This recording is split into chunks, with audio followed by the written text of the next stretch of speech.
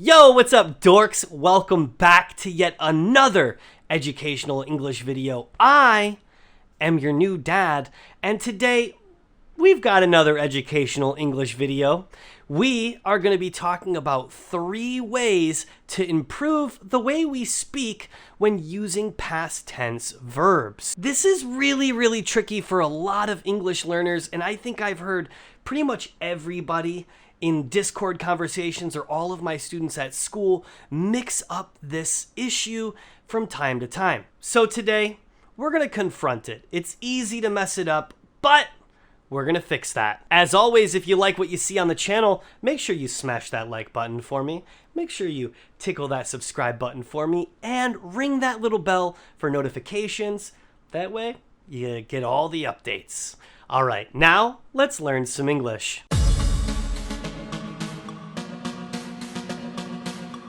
So to start out, let's talk about past tense regular verbs. And a past tense regular verb is just a standard verb that when it's in past tense, it gets a D, an ED, or an IED added to the end of its infinitive form. Like, for example, walk becomes walked and talk becomes talked. Taste becomes tasted. Paste becomes pasted, and sway becomes swayed, cry becomes cried, and try becomes tried. To quickly explain how this works, if a word ends in a consonant sound, then you add ed to the end of its infinitive form. Like, walk became walked. And if it ends with an e, you only add d to the end. Like, waste becomes wasted, or paste becomes pasted. And if it ends in a Y, it gets a little bit confusing. Because if it ends with a vowel plus Y, like sway, it becomes swayed. We just add ed. But if there is no vowel before the Y, then we get rid of Y and we add IED to the end of the word, like how cry became cried, spy became spied, and try became tried. Look, I'm sure most of you guys are thinking, what the F, Sean? You're seriously wasting my time. I know all of this. I've learned all of this before. I'm not a beginning level learner. Why are you giving this to your advanced students? And the reason for that is because we've got to talk about pronunciation. We could talk about spelling all day, and spelling tends to be one of the easiest things within learning the language, but it's speaking where people start to get confused. So we're going to knuckle down and work on our speaking skills, get our oral English up there like a native English speaker. All right, so let's talk about what makes regular verbs so wonderful. And the first thing that comes to my mind is the fact that they're the same in past simple tense as well as past participle. But there's 3 main important things that we're going to talk about today, and all of those have to do with the way we pronounce that ed spelling at the end of a past tense verb. The first one is that you have the id sound, and sometimes it even makes a duh sound, and we also have a tuh sound. Today, we're going to be figuring out when and why we should be making those different sounds for different verbs, if they're all spelled the same anyways. Firstly, when the letters ed make the id sound, it adds an extra syllable to the end of a word. And that syllable is always unstressed, which means that it's shorter and it's softer than the other syllables in the word. For example, a few of those verbs that come to my mind are accept becomes accepted, divide becomes divided, hate becomes hated, where paint becomes painted, skate becomes skated, and waste becomes wasted. This happens when the regular verb in its infinitive form ends with either the D or T sound, the duh or tuh. We also get the extra syllable because the I in ed gets its own sound, and you could hear a vowel in it. Id, painted, painted, duh.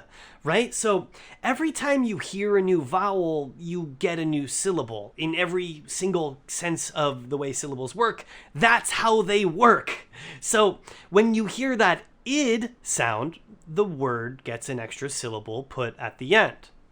Let's take a look at a few examples to see what we can improve on here. For example, the word shout ends with a t sound. Shout, shout. So in past tense, it becomes shouted, shouted. My neighbor shouted at me is the past tense. My neighbor shouted at me. In the word flood, it ends with a D. Flood, flood.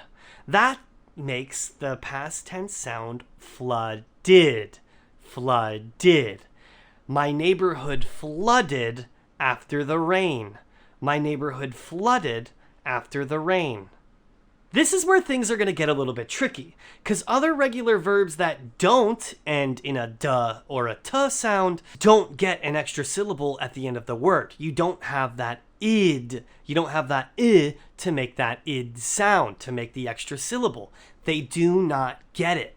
So this is where people struggle the most, and I can promise at least like 10 or 15 of you guys have made that mistake on camera with me or on microphone with me when playing video games online or when chatting in our Discord. I've heard you guys make this mistake. So what we're going to say is when a word ends in a consonant cluster or a group of consonant, the ed no longer makes the id sound. It usually just makes the duh sound. Like, there's no vowel, it's just duh. Even though the vowel's there with the letter E, it doesn't make a sound. It's silent, it's just duh. For example, change isn't changed, change becomes changed. Duh. Clean isn't cleaned, it's cleaned. Enter becomes entered. Kill becomes killed. Shave becomes shaved. And lastly, yawn becomes yawned. We don't have those ids in there. There's no extra syllable at the end of the word. In all of these words, we only added the duh sound without any other sound. The E in duh remains completely silent, and we only hear the duh sound, that letter D. Let's take a look at a few more examples. Look at the word use. Because the ending sound in use is the z sound, use becomes used, not used, used. I used all of the milk for breakfast this morning. Snow ends in a w sound. Snow, w, snow. So this becomes snowed, not snowed, not snowed, snowed. It snowed all day today.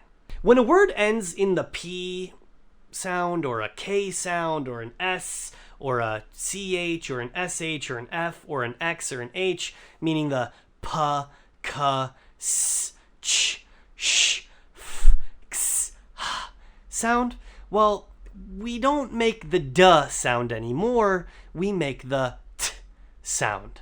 And I know it's weird because ed doesn't have t in it anywhere. It's literally just ed. You could get why it makes id. You can get why it makes duh, but it's really hard to understand why it would make tuh. It's just the way it is. But for example, ask becomes asked, dance becomes danced, fix becomes fixed, help becomes helped, watch becomes watched, and wish becomes wished. Just like in the last group, we only add one sound to the end of the word, but we don't add a duh, we add a tuh to the end. It's not it either. Like, it's still only one syllable and just one simple sound. We don't say ask it or asked, we say asked. This can be really tricky to get because these words have a lot of consonants just piled in right there at the end, and for non-native English speakers, it's really challenging to use a lot of consonants at the same time. I get it. But if you want to talk like a native English speaker, you really gotta muscle these out and try your best to understand them. We're gonna do a few more for just a little bit of quick practice. The word crash ends with sh, crash. So we add t to the end of the word. Crashed. I crashed my car the other day, but luckily I'm okay. The word knock ends in k, knock. So knock becomes knocked. Someone knocked on my door. Let's do a very quick review on what we've learned so far. If the verb ends in a T or a D sound, the ED is pronounced id. If the verb ends in a voiced sound, the ED makes duh. And if the verb ends in an unvoiced sound, well, ED makes t. Before we wrap up this quiz, let's practice what we've learned so far by taking a quick quiz. Make sure to read these sentences out loud. Using the cheat sheet down below, you'll be able to figure out which verb should end with which sound. Make sure to let me know how you did in the comment section down below.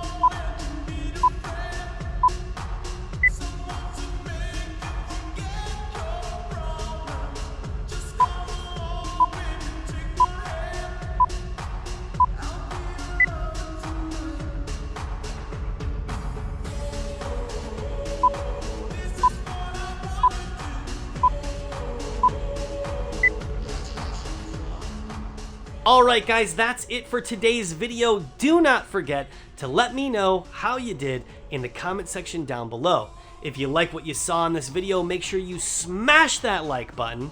Make sure you tickle that subscribe button. Maybe punch that bell for notifications. And consider joining our Discord because we have a ton of fun going on over there. So I'll just leave it at that. Stick around for a bit of affirmation.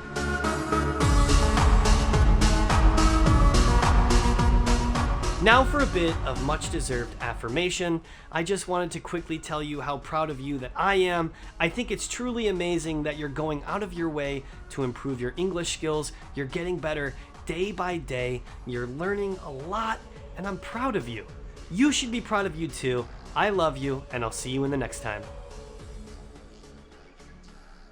I'll see you in the next video, not the next time.